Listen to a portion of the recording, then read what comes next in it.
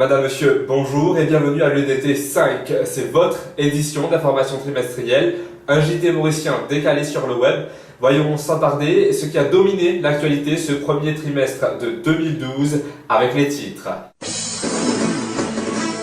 Chez les politiciens, réformes électorales et Worst Winner System, ils ont passé beaucoup de temps à en parler, mais personne n'a vraiment compris ce que c'est.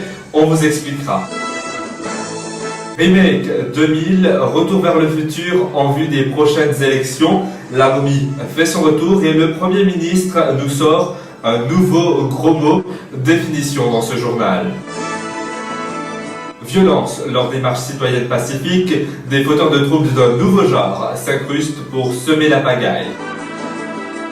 Puis du côté des médias, l'émission Enquête corrosive a donné le vertige à plusieurs métrolandais. Une station de radio est devenue orpheline, on hallucine dans certaines rédactions, on dort dans d'autres, tout cela vous sera évidemment décortiqué. Avant d'ouvrir ce journal, la nouvelle cassante, la breaking news à laquelle nous sommes maintenant habitués, vient de tomber. Il s'agit du Conseil des ministres et le Conseil des ministres lance un appel d'offres aux fabricants de boussoles car le cabinet ministériel a perdu le nord et souhaite ainsi le retrouver. Bon courage, messieurs les ministres, on ouvre la page des politiciens.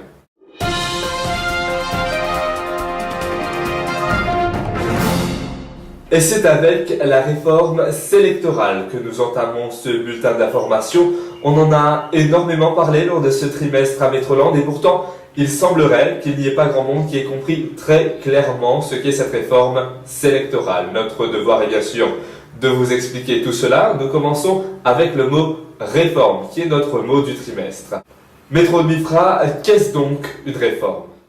Une réforme consiste en un changement de caractère, profond ou radical, que l'on apporte à quelque chose, en particulier à une institution, dans le but d'améliorer son fonctionnement. En politique, la réforme électorale consiste à la mise à jour de la loi électorale, suite aux changements et évolutions démographiques et politiques, subis par un système au fil du temps. Par contre, Amilcar, j'ai cherché la définition du mot électoral, on dirait qu'il n'existe pas.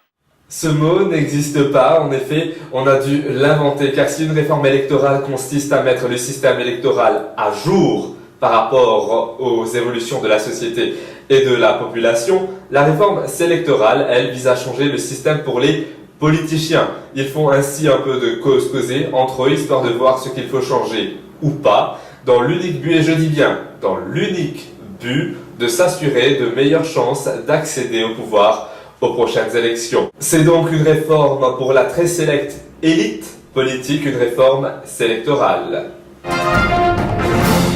Dans le cadre des intenses sessions de cause causée autour de la réforme justement, il a été question du Worst Winner System. Il faut le dire, beaucoup de citoyens souhaitent voir la fin de ce mécanisme qui vise à s'assurer que ce soit le pire gagnant qui dirige le pays à la suite des législatives. Et le choix est très difficile à chaque fois, tant les candidats sont souvent aussi catastrophiques les uns que les autres. Mais la vraie solution pour éliminer ce Worst Winner System et pour qu'on n'ait plus le pire du pire à la tête du pays, elle doit venir des citoyens tout simplement. Il faudra à un moment refuser de choisir entre mauvais et pire et dire pour une fois qu'on mérite peut-être mieux que cela, car après tout, le peuple n'a que la classe politique qu'il mérite. Sans transition, nous avons appris un nouveau gros mot ce trimestre. Il s'agit de prorogation. La rentrée parlementaire prévue pour le premier trimestre de 2012 a été prorogée au second trimestre et ce, dans le but de créer de nouvelles secousses politiques. Certains espèrent venir avec des tremblements de terre ou des tsunamis électoraux à la rentrée parlementaire. Mais bon bref, proroger veut tout simplement dire renvoyer, c'est juste que cela fait un peu plus politico-snob, disons. Retour vers le futur. Le renvoi de la rentrée parlementaire nous amène au dossier politicien ultra bouillant de ce trimestre, le remake de 2000. On est passé du stade des spéculations, des rumeurs, à celui où la momie du réduit se réveille. Rien ne va plus, la momie a voulu montrer qu'elle peut encore faire peur, et non seulement par son look, mais aussi par ses discours. Et depuis, on assiste à un véritable match de ping-pong très acide et assassin entre le revenant et le camp gouvernemental. C'est désormais consommé, la momie est bel et bien de retour. Rappelons au passage que le dernier remake en date, la fameuse Alliance, n'aura pas fait long feu. Il serait peut-être temps pour les acteurs des sempiternels remakes de se retirer, histoire de laisser place à une génération plus fraîche, plus jeune, avec de nouvelles idées, plus percutantes. Et notre rigueur journalistique fait qu'on se doit quand même de vous rappeler que ces politiciens sont surtout en train de jouer à faire semblant, car notre échiquier politique est composé d'un magnifique triangle amoureux. Ne l'oublions pas, ils s'aiment beaucoup plus qu'ils ne se détestent. Voici un petit clin d'œil aux politiciens qui ont eux aussi fêté la Saint-Valentin ce trimestre pour célébrer leur histoire d'amour, leur belle histoire d'amour. David, Pravin, Paul et Anirudh, une histoire d'amour, une belle histoire d'amour. Papouille ou embrouille, tant qu'ils ont le pouvoir, ils vont y croire, c'est leur belle histoire d'amour.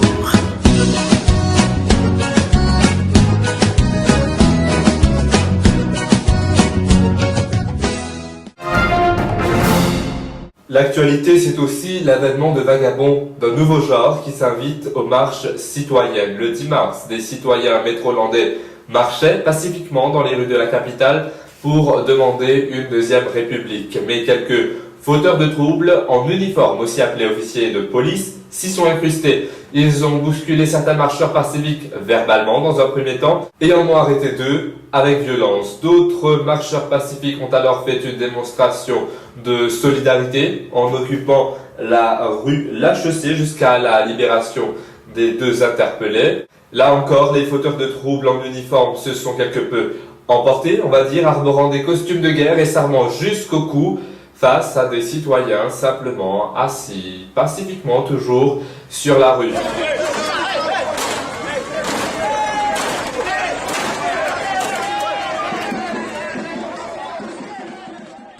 Il faut donc faire attention, ces quelques fauteurs de troubles d'un nouveau genre pourraient mettre le law and order du pays sérieusement en péril.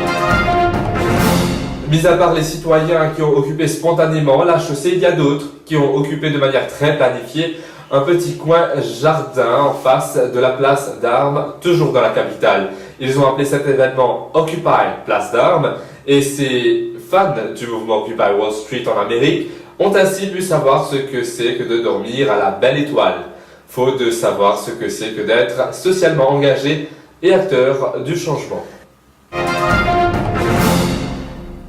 Et puisque tout le monde s'y est mis, je me suis dit, pourquoi pas moi? J'ai appelé un mouvement Occupy, moi aussi, et grâce à mon Occupy the Beaches, et grâce à mon incroyable influence sur les réseaux sociaux, il faut dire que j'ai quand même réussi mon coup. Toutes les plages de l'île ont été bondées de monde.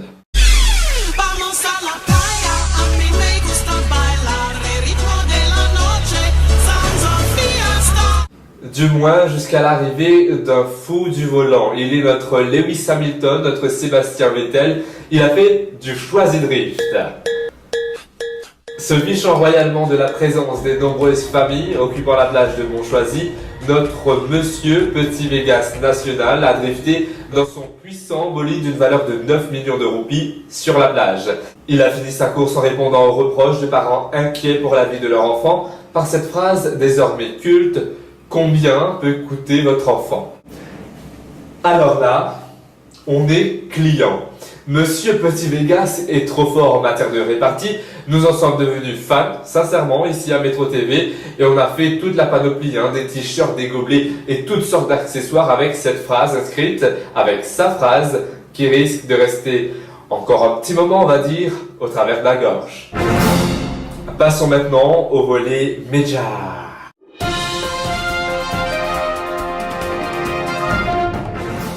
L'enquête corrosive de la chaîne 6M. Alors oui, vous remarquerez qu'on a inversé chiffres et lettres.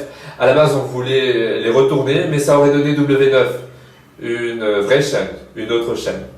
Bref, l'émission Enquête corrosive, je disais donc, réputée pour son amour du sensationnalisme frivole, du sexe, de la drogue et des trafics en tout genre, s'est invitée le temps d'un reportage à Metroland, digne de ce que fait habituellement l'émission.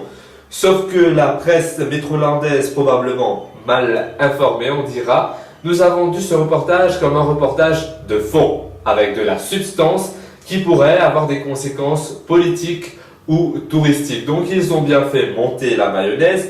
Grosso modo, on a fini avec un public dubitatif, déçu, en colère, tout ça parce que mal informé dès le départ. Ce qui est hélas logique, chapeau bas la presse métrolandaise.